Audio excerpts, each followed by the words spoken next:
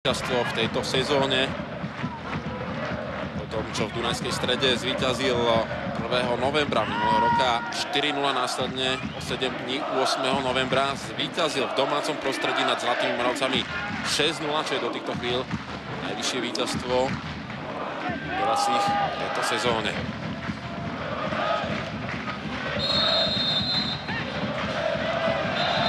Tegedej sa premenil voči pravidlám a na trávniku s bolestivou grimasou v tvári zostáva Gaucho.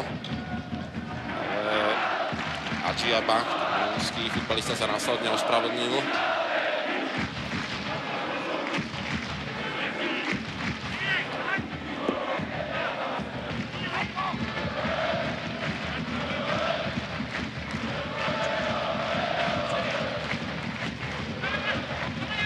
Gaucho sa nepresadil, tak dopredu môže ísť číslom 15 Osej Opoku. Čekský futbalista, vlastníci nemecký pas. Mesároš Slovák, rozbieha sa mu Obžera. Opäť Obžera proti nemu Decký, ktorého o pár sekundami Obžera dokázal obísť. Offside bratislavského Slovana.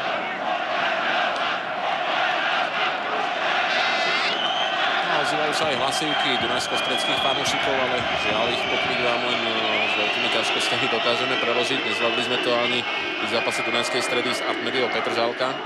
Tak, ja si myslím, že ani niektorí hráči Dunajskej Stredy nerozumejú, čo kričia ich diváci.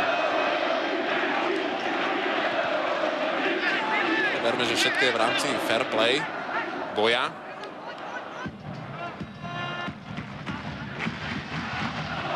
Tegedej mu vrátil späť Opoku. Nlent sa dostal k zakončeniu. Kamerunčan si podľa rozhodcu Ľubomíra samotného počínal súboj nedovolene.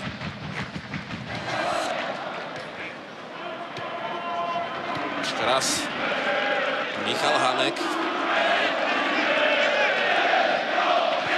Zákrok. Možno tak na odľahčenie Karolu zrejme aj v Českej futbalovej lige dať málo futbalistov s bradou. Ani neviem, kto je, ale ako paralelu Dunajskej Stredy by som tam videl druholigový Most, ktorý minulý rok pôsobil v prvej lige, ktorý tam má tiež hráčov viacerých národností. A tiež majú problémy v komunikácii medzi sebou, niekedy im to škrípe, majú tam Brazílčanov. Nádherná akcia, nádherná. Serrano na Gauča a je 4-0. 55. minúta. Gaučo, ktorý prišiel na trávnik pred začiatkom druhého polčasu, sa môže radovať. Je to jeho druhý gól po príchode na tehelné pole. Ešte raz celá akcia. Kozák, Mesároš, Gaučo na Serrana, ktorý ho šikovne vysunul. Golman Michal Minár bol úplne bezmocný. Veľmi pekná akcia. Ale tu nám dokumentuje, že hráči Dunajskej Stredy dávajú veľmi veľa priestoru hráčom Slovana v strede pola. Ja si myslím, že už dlho stredopoliari Slovana si tak dobre nezakombinovali z chudí. V podstate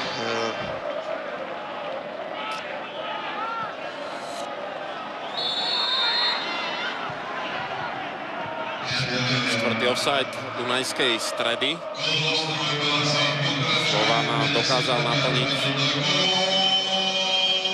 v tejto chvíli výsledok z jesene, keď sa vtedy o góly postarali Hanek, Serrano, Masaryk a Černák.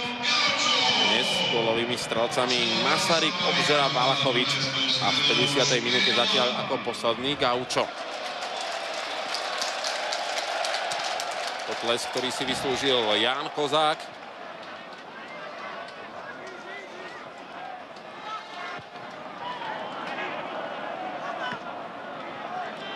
Len sa vrátil loptu do hĺbky pola, vyhral súboj s Kozákom. A teraz mu možno chýbali síly na hrodke útoku. Tak ja si myslím, že Dunajská Streda už čakajú, kedy dohrajú ten zápas, pretože ani kondične ich nevidím úplne optimálne.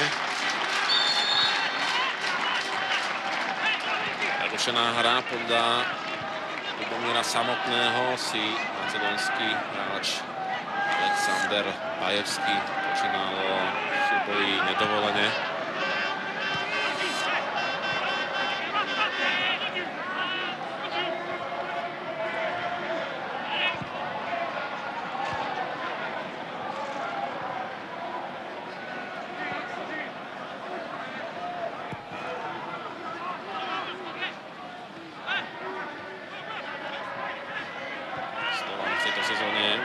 Zaknihoval 4 výsledky, kedy skoroval minimálne 4-krát a pritom neinkasoval. Práve úvodný zápas v Dunajskej Strede, kde zvíťazil 4-0, následne 8. novembra víťazstvo 6-0 nad Zlatými Moravcami. A 4. apríla sa mu tu na Telnom poli podarilo po hat-tricku Juraja Halenára zvíťaziť nad Banskou Bystricou 5-0.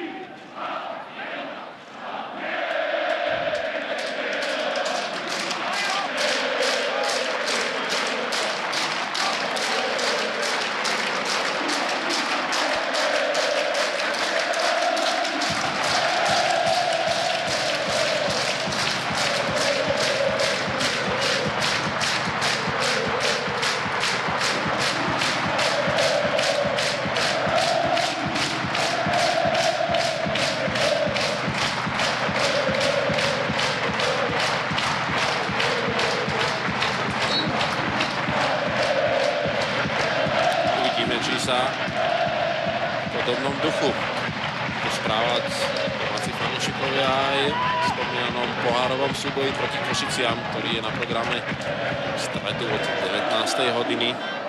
Určite mi dá aj Karol Marko za pravdu, že dnes Dunajská Streda určite nemôže byť pre Slovan akýmsi meradlom, respektíve meritkom.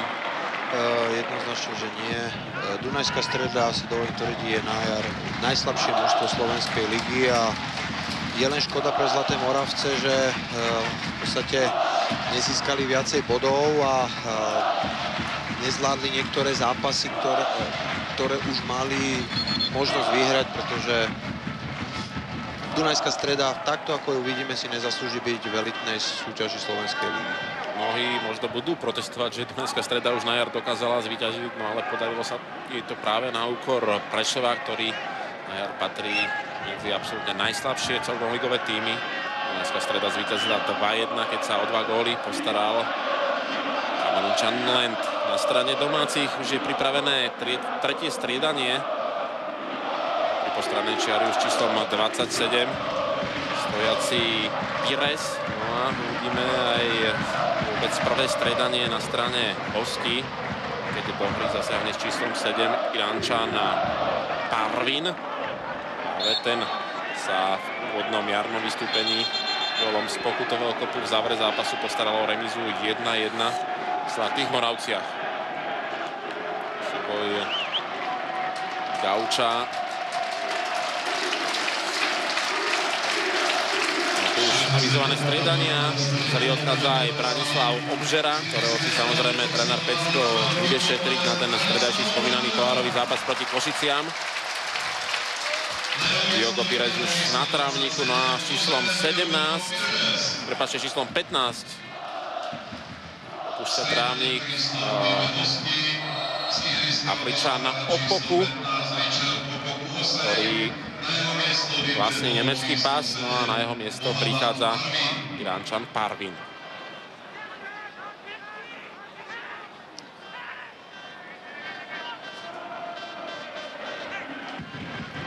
Teda dostali príležitosť aj lavičkoví hráči Belasich, či už Gaučo alebo Pires. Mesároš takmer našiel Piresa a ten sa mohol hneď zapísať do listiny strelcov. Preznaník Pires. Serrano. Presne na Dobrodku. Kozák.